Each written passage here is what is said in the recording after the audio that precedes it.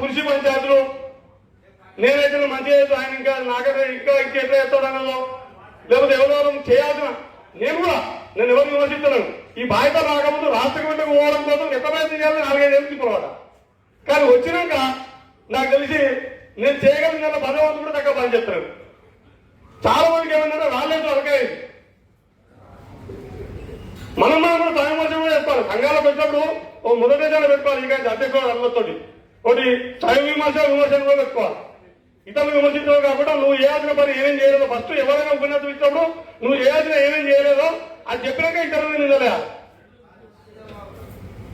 కాబట్టి మిత్రులారా, మన సర్పంచ్ ఎన్నికలలో నేను లోతులకు పోకుండా మన సర్పంచ్ ఎన్నికలలో మా సిద్దిపేట జిల్లాలో మాటిచ్చిపోయినా మా దగ్గర ఎన్నికలు జరిగితే ఖచ్చితంగా ఈసారి గతం కంటే ఎక్కువ చేస్తాం అని మేము 40 మంది సర్పంచ్లను గెలిపించుకొని సర్పంచ్ ఎన్నికల ప్రమాణ స్వీకారం ముందు రోజు మేము సన్మానం చేసేవాళ్ళం.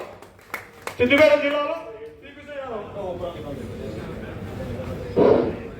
సిద్దిపేట జిల్లాలో 42 మంది గెలిచినటువంటి సర్పంచ్లకి 23 నాడు ప్రమాణ స్వీకారం 22 నాడు వాళ్ళకి సన్మానం చేసాం. దానికి రాష్ట్ర నాయకత్వం కూడా ఆహ్వానం పంపాం. ఆ రోజు అనుకోకుండా ఏదో కారణంతో రాలేదు. కానీ అసలు మీ జిల్లాలో కూడా ఏం చెప్తున్నారంటే ఎవరికైనా సరే 2 విషయాలు మిత్రులారా, ఏదైనా సరే ఒక పందెంలో గెలిచినాక లేదా పోటీలలో గెలిచినాక మనం వాళ్ళకు పథకం ఇవ్వడమో గౌరవించడమో సన్మానించడమో ఎంత ముఖ్యమో ఆ పందానికి ప్రిపరేషన్ లో ఉన్నప్పుడే అది పరుగుని అంటే పూర్ణమైతే అనుకునిచ్చుడో ఇది పాల్గొనిచ్చుడో చేసినట్టుగానే ఒక ఆటలో నైపుణ్యం ఎట్లా నేర్పిస్తామో మన యావ సంఘం కూడా గెలిచిన సన్మానం కాకుండా గెలిచినందుకు నిలబడి వాళ్ళకు ముందుగా మన నైపుణ్యం నేర్పాలి. వాళ్ళకి కావాలంటే మేము మా జిల్లాలో ప్రయోగం చేసాం మిత్రులారా. మేము గతం వేసాం. ఇప్పుడు కూడా మా దగ్గర 42 గెలిస్తే 34 స్థానాల్లో 2వ స్థానంలో వచ్చాం. 34 సార్లు 2వ స్థానం రావడానికి కారణాలు ఏంటి అంటే 3వ స్థానంలో కూడా 20 స్థానాల్లో వచ్చాం. వీళ్ళందరూ ఏంటంటే మనోళ్ళు ఒక్కరు నిలబడే కాడ 1000 తెరతో గెలిచాం.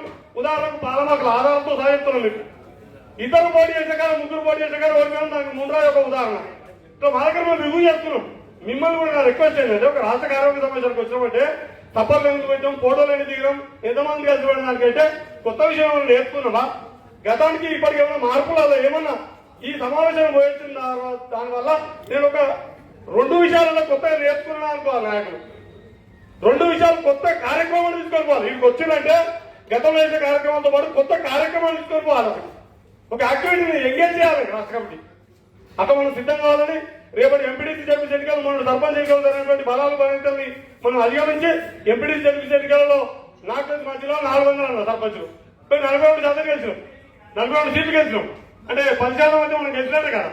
ఈసారి మీరు చూసిన ఇలా జనగణన కూడా కులగణన జనగణన కూడా కులగణనపై చర్చ కూడా పెట్టింది. కాబట్టి కుల జనగణనకు సంబంధించి కూడా ఎందుకు ఎక్కడుతున్నాం మనము, మనకు ఆర్థిక రంగంలో కానీ రాజకీయ రంగంలో కానీ మనకు జనవసరులతో కానీ వాటా రావాలంటే మనం లెక్క తెలవాలంటున్నాం. మనకైతే చెప్తారు సర్కారు తెలవకుండా. మనం అయితే 10% పైన 16 అంటారు 18 అంటారు. అంటే అన్ని జిల్లాలలో సమానం ఉన్నాయి. ఒక ఊర్లో ఎక్కువ ఉండరు, ఒక మండలంలో ఎక్కువ ఉండరు. కాబట్టి ఓవరాల్ గా రాష్ట్రాన్ని స్ట్రెంత్ కలిగినప్పుడు మాత్రం ఖచ్చితంగా 10% ఒంటరిగా యాదవ్లో 10% నియర్ బై అటు ఇటుగా ఉంటాం. కాబట్టి మేమైతే సాధించుకొని వచ్చాం. మేము ఈ జిల్లాలో మీరు అర్థం చేసుకోండి.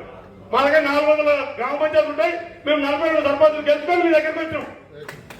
మీరు దగ్గర దాని చేసుకోండి. రేపు ఎంపీడీ చెప్పించుకున్నా మీకు మారించిపోతున్నాం. ఇవాళ మాకు 26 ఉంటాయి. 5 ఎంపీలు 5 చెప్పించి తగ్గకుండా గెలుచుకొని మనం మీ దగ్గరికి వస్తాం. మేము అప్పుడు కార్యక్రమం పెట్టుకుందాం.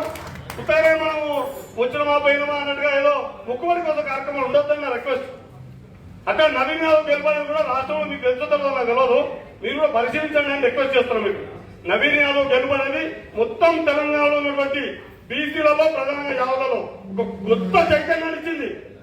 కొన్ని ఘటనలు చరిత్రలో కొన్ని సంఘర్షణలు కానీ కొన్ని సంఘటనలు కానీ కొన్ని యుద్ధాలు కానీ కొన్ని ఒప్పందాలు కానీ సమాజాన్ని ఎక్కువ ప్రభావితం చేస్తాయి.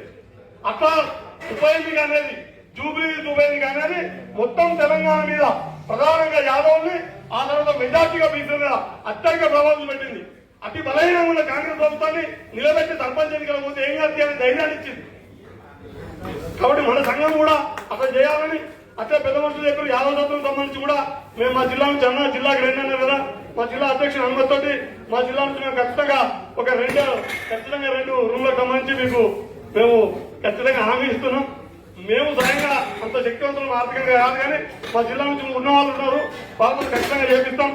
అట్లే ఇంకొక విషయం చెప్పి నేను సెలవు తీసుకుంటా. మిత్రులారా పదే విజ్ఞప్తి ఏంటంటే మీకు మిత్రులారా సంఘానికి సంబంధించి కేవలము రాజకీయ సంఘాలు ఉంటాయి, కొన్ని కేవలం రాజకీయాలు మాత్రమే మాట్లాడుకొని వాళ్ళ పబ్బం కట్టుకునే సంఘాలు ఉంటాయి, కొన్ని కేవలం సేవ మాత్రమే చేస్తామని సేవ దృక్పథం ఉంటాయి. కానీ కలగలిసి ఉన్న సంఘం మనది.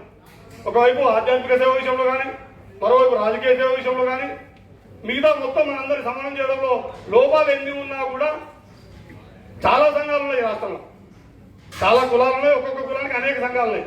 కానీ ఒక పటిష్టంగా, ఒక ఖచ్చితంగా క్రమం తప్పకుండా మంచిగా క్రమశిక్షణతో నడుచుకుంటే ఇల్లు ఏమైనా ఇంటర్నల్ విషయాలు ఉంటే అంతర్గతంగా సంబంధించినటువంటి బాధ్యతల పంపిణీలోనో లేదా ఏదైనా ఇంకేదైనా మీకేదైనా ఉంటే కూడా అది పక్కకు పెట్టి ఐకమత్యం తోటి జాతి అభివృద్ధి, జాతి సంక్షేమము, జాతి ఐక్యత అనే ఐక్యత, సంక్షేమము, అభివృద్ధి అనే నినాదాలు మాత్రమే లక్ష్యంగా పెట్టుకొని పనిచేస్తే అది మీకు కానీ సమాజం కానీ నిజంగా మీరు సేవ చేసిన అవుతారు.